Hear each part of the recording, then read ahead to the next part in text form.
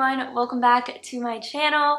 I am sitting down and filming a little chit chat, Q&A, girl talk, advice. I don't even know what to call this because I just wanted to sit down, talk to you guys kind of like we're getting coffee together or having a sleepover or you're at my house. Like, just wanted it to be a very cozy, chatty Q&A. So that's what we're gonna do.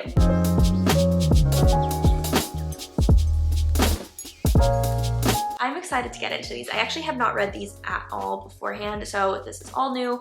So they might be just out of place, random questions, and I'm just gonna jump into it. First question is it hard to build your own business? If you guys don't know, I'm the co-founder of Rella, which what we're trying to do is create the all-in-one social media management tool for influencers. So pretty much a place where influencers can manage and monetize their brand, connect with other brands, manage all their platforms in one place, and really be the only app that they would need to run their business as an influencer. So I have 3 co-founders, and this is the first official like business that I would say I have started. I've done, you know, with Weebloom, I have an agency where essentially it's an agency, but it's really freelance, I would say, because it's not like I have like a ton of employees or anything like that. And now Rella and Weebloom have kind of merged together, but at the time I would say Weebloom is more like freelancey. So this is really my first business where I had to raise money. We're raising $500,000, set up a C Corp, figure out legalities of raising money, figure out legalities of starting a business like this. I have co-founders, so having an operating agreement, having a vesting schedule, like all of this stuff that I did not know about. It's not stuff that they teach you, it's stuff that you have to really look out on your own. And that's just to set it up and to have a business structure. That's the easiest part. Then it goes into actually being successful, and I think it's something like 90% of startups fail, and it's true, most of them fail. So the odds are against us, but I really do think that it is one of the hardest things that you will ever do, but it's also the most rewarding, and you have to absolutely love what you're doing, and you have to have such a passion for it, because when you look at those statistics that 90% fail, they're not on your side, and it's a lot of sleepless nights, it's a lot of stress, it's a lot of doubting yourself, but at the end, hopefully it's worth it. And obviously it's something that is so hard, or else everyone would do it. If it was easy to start your own business and to run your own business, everyone would do it, but they don't, and most of them don't succeed. So that is why I truly think it is one of the hardest things in the world, and you have to have such a passion for it, or else you're kind of already set up for failure, if that makes sense. But yeah, it's hard, but also I would say that just because you don't know everything doesn't deter you from starting. If you have a passion, you really want to do it, I say do it, because you will figure it out. No one knows what they're doing when they start. No one. Even if they tell you that they do, they don't. Like, because there's not a rule book. It's not like you have to do this, and this, and then you're successful. If it was that easy, again, everyone would do it. So it's just honestly a lot of your own determination. It's a lot of the connections that you have, unfortunately. It's a lot about your hard work that you put into it. It's a lot about, you know, the timing too. Like, it's just, there's so much that goes into it, and I would say that if you want to do it, but you're scared, I would still say to do it. Just know that it is not going to be easy. I wanted to thank today's sponsor, which is Squarespace. You guys know I love Squarespace. They have helped me run my business and make it so much easier to run my business. So pretty much, if you don't know what Squarespace is that it is an online website builder, and you don't need to know how to code. You don't need to hire a website developer. You don't need to hire someone to make your website pretty, because Squarespace does it all. It has beautiful templates to choose from. It has so many, and the best part is that they're completely customizable. So even if you and your friend have the same template for your businesses, they're gonna look totally different, because you can customize every single aspect of it. And when it comes to running a business, I mean, obviously there are so many challenges when it comes to that, and Squarespace makes it a lot easier because it has built-in analytics, so you can see where your customers are coming from. It has a great SEO tools, so you can make sure that you rank high on Google search. It has email marketing, so you can blast out emails to your email list. It has it all in one place, and it is amazing. If you guys want to get 10% off your purchase on your first Squarespace order, use my code NatalieBarbu, or go to squarespace.com/NatalieBarbu. But if you are building a website, a portfolio, an e-commerce store, a business, freelancing, whatever it is, you need a website. So thank you, Squarespace, for sponsoring today's video. What is your plan for Miami? So my plan for Miami is to stay there, and I have kind of exciting news. So Keon is actually moving in, like, I think, what day is today? He's moving in less than a month. I'm so excited. So he is actually moving like 45 minutes away from me, and I am just so freaking excited to have him in the same area as me. He's gonna be in South Florida. We're not living together. I know I'm gonna get that question a lot, but he's going to be 45 minutes away from me. We're gonna obviously see each other like almost every day, I think, and I'm just so happy. So yes, my plan is to, you know, stay there long term. I really, really, really love Florida, and it's funny because I feel like so many people are like, oh, are you gonna move to X, Y, and Z, like all these different cities? And I'm just thinking, like, just imagine if Keon moved down to South Florida and then like immediately after I'm like, all right, I'm moving again. That just wouldn't happen. He would break up with me. So we're finally not gonna be long distance, which I'm so happy about, because long distance is definitely hard. I feel like we did it really well and we started long distance, so it's all we know. But long distance is really hard. I mean, he lives in Boston, I live in Miami. He used to live in Oklahoma City, I lived in Charlotte. He lived in Boston, I lived in New York. He lived in Boston, I lived in Charlotte. Like, we've literally been long distance the entire 3 years that we've been together, which is just crazy that it's been 3 years already. I'm just so happy that it's coming to an end. I'm so happy that it's coming to an end. And so yeah, he's moving. And I know a lot of you guys were like, why don't you move to Boston? And I just couldn't say anything because obviously it's his life and I don't want to talk about his life on my channel, but he gave me permission that I was allowed to mention this because there was some like logistics he had to work out with his job, obviously, so I couldn't say anything. But yeah, he's moving and I'm so excited. So my plan is definitely to stay in South Florida long term. I love it. I think it's such a great place to be right now, and I honestly like I really do love it. I've been having a lot of fun there, and I'm excited that he's gonna come so we can make friends together, do things together, go on date nights, because I'm not gonna lie, it's been pretty lonely, I would say, but it's been so rewarding. And along the lines of relationships, if you like a guy but not sure he's interested, how to make it be more obvious / be more flirty. I am a huge believer that if a guy likes you, you will know. Like, it will be so obvious. It will be so obvious. I'm gonna tell you guys about my previous guy experiences, which has not been that many. I really have not talked to that many guys. I was never involved in hookup culture or anything like that, so obviously take my advice with a grain of salt if that's not your situation, but I have just noticed. So I had a boyfriend in high school into college, and that was my first ever boyfriend. It was one of the first guys that I had even liked, and then I had a boyfriend after that, and we dated like during college, and then I had Keon. So I've had 3 boyfriends, and in between there was this guy that I had really, really liked, and in between boyfriends I had really liked this one guy, and I remember he was someone that I was always like really into. I had wanted to make it more obvious that I was into him when I was like, it was the most obvious thing ever. I was like so desperate. It was kind of cringy looking back. And it was one of those moments when like, I was like, oh, I don't know if he likes me or not. Like, he's not texting me that often, or he's only asked me to hang out sometimes or whatever. Like, it was like one of those things where I was like, I can't tell.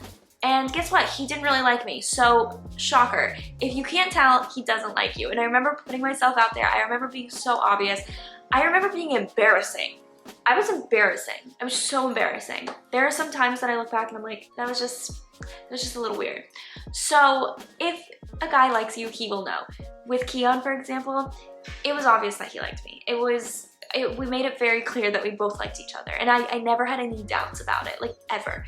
From literally day one, I was like, this guy likes me. Like, even though it wasn't obviously like a serious like day one, but it was kind of like, I can tell we're on the same page. You will know. There is no need to be more obvious, more flirty, whatever, just because you're confused if a guy likes you, because if he does, he will make it obvious. I fully believe that from my own personal experience, from friends' experiences.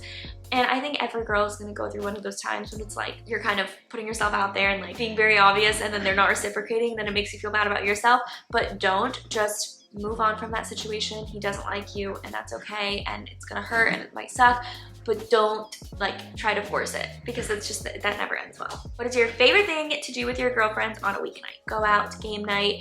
I am not someone that goes out all the time. I definitely like going out occasionally, but I'm not someone that is like trying to live for the weekends and go out every single weekend or anything like that. I really just go out when I like have friends over and if they want to go out. So I personally do like going out to a bar. I am not a club person unless I like am obsessed with the person performing. Like I know I've been to, when I went to Vegas, I saw Martin Garrix there and it was at some club and I was like obsessed. It was the best night of my life, but it was because I like loved Martin Garrix. You will not catch me really at a club unless I'm like paying for tickets and like going like as kind of like a concert. Also, sorry for the noise, guys.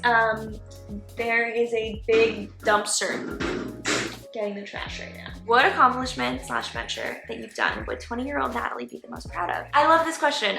I don't know. I'm trying to think. When I was 20, I was what, sophomore / junior in college. I think something I would have been most proud of, I would say, in terms of a personal life situation, I've been proud of getting out of the relationships that I've gotten out of. I think that I would have been really proud of. I feel like back when I was 20, I was very dependent on whoever I was with, and I like couldn't be alone, and I felt like I needed to have someone even if the relationship wasn't great and even if I wasn't that happy. So I think I would have been most proud of, you know, finally being like, this isn't for me, goodbye. And I think that that's something that definitely was a hard realization to come to when I was younger. As for like career accomplishment, I would say I was so proud that I ended up moving to New York City.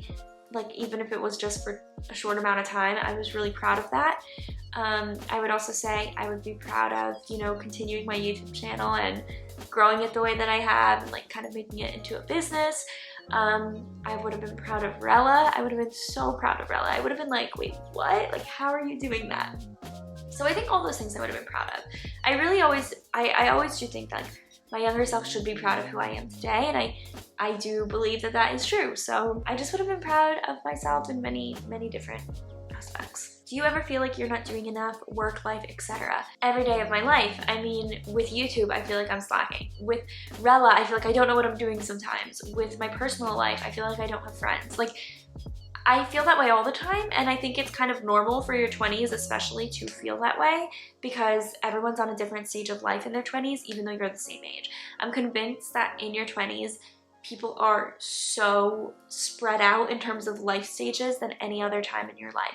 You have some people still in school, you have some people married, you have some people starting families, you have some people getting jobs, you have some people unemployed still living at home, you have some people that are, I don't know, what else? Starting their own businesses. Some people that are on Forbes 30 under 30. Like, some people are millionaires, some people are broke. Like, it's crazy how diverse your 20s can be and how like your friend group, for example, can be at totally different life stages and you're all the same exact age and you've been at the same stage forever up until your 20s. And so I definitely feel that way, and I think it's because you compare yourself to the people who are doing better than you when in reality they're also comparing themselves to other people. So I think moral of the story, don't compare yourself to other people, especially in this time frame, but don't compare yourself to other people. But yeah, I feel like I'm not doing enough literally all the time, and then I have to remind myself that everyone feels this way and it's okay. I think I'm good at talking myself out of that. I'm really good at realizing like just pushing those negative thoughts in the back of my head and like not paying attention to them. What's your Enneagram? I think I'm a 3. I'm a 3 or I'm a 7. It depends on when I take the quiz. Whenever I read what the descriptions are, I view myself as more of a 7 because let me read Enneagram. What does it say? 7s. Oh, maybe it's not 7. Am I not a 7? What is it? Is it an 8 that I am? It's the one that's like very spontaneous. Okay, no, this does sound like me, except the extroverted part. I'm not extroverted. So 7s are extroverted, optimistic, versatile, and spontaneous. I think besides the extroverted part, this is me. Playful, high-spirited, and practical. They can also misapply their talents, becoming overextended, scattered, and undisciplined. And I do think that I can sometimes overextend myself. I can be very scatterbrained, and I feel like I'm a little more disciplined than normal 7s, but they constantly seek new and exciting experiences but can become distracted and exhausted by staying on the go. Why am I in a new city every week? Let me know. They typically have problems with impatience. Ask Keon about that one. And impulsiveness. Oh my god, yeah. At their best, they focus on their talents, worthwhile goals, becoming appreciative, joyous, and satisfied. I just sound more like a 7. I really think I'm a 7. Like, let me see type 3. Because I know type 3s are like the ambitious ones, but I view myself more as a type 7. They're self-assured, attractive, and charming. See, I don't think I'm that charming. Like, I don't think I'm that person that's like, when people meet me, it's like, oh my gosh, like, wow, like, they're amazing. Like, I feel I come off as very like reserved and shy and quiet, and like, I don't view myself as charming. Ambitious, competent, and energetic, which I think I am. They can also be status conscious and highly driven for advancement. I don't know how status conscious I am, but I think maybe like deep down I am. Like maybe I am, I'm like, I really want to be successful, so is that like status conscious? But I'm not like, I don't care about actual statuses, if that makes sense. They're diplomatic and poised, but can also be overly concerned with their image and what others think of them. They typically have their problems with workaholism and competitiveness. I just don't view that in myself. Like I really don't. At their best, self-accepting, authentic, everything, they seem to be role models who inspire others. Like, I don't know, I can see myself in both. Is there like a 3-wing 7? Is that a thing? Or does it have to be the number next to you? Basic fear, being worthless, basic desire to feel valuable and worthwhile. I see myself in both, so I don't know. Yeah, that's my Enneagram. What's yours? What do you think I am? Because it's funny, because you only know the YouTube version of me, so it's gonna be different than, obviously, like, what I really think I am. So let me know what you think I am. How to get comfortable with small boobs. I struggle with that, and you are so confident. Thank you. I used to hate my boobs. I used to want big boobs so badly. I used to buy push-up bras at Victoria's Secret. I used to buy push-up bikinis at Victoria's Secret. Like, I really did not like my boobs at all. And now, I'm not wearing a bra right now. I love that I don't have to wear a bra, and I feel so much more confident in my small boobs, and I think it's just because I've realized that, one, there's something I can do to change them. Obviously, yes, you can get a boob job, but I don't want to get a boob job. I used to want to get a boob job. I used to really want to, and now I'm like, I just don't want to. I feel fine in small boobs. I like that you can wear things and not wear bras. I like that I literally never have to wear a bra. Like, I think that's the biggest perk. And also a lot of things I feel like fit small boobs, like, except sometimes I do obviously wish I could wear like low cut things and have some cleavage show, but I can't. So, I mean, obviously grass is always greener on the other side, but overall, with the type of shirts that I wear and like these like dainty little tops, I think small boobs just fit better in these because you don't have to wear a bra. It's not like, you know, you don't have to like support anything. So I don't know. I think it's just finding clothes that you like that go well with small boobs. So like little camis, little dainty tops, and then stop wearing a bra and you're gonna love your small boobs.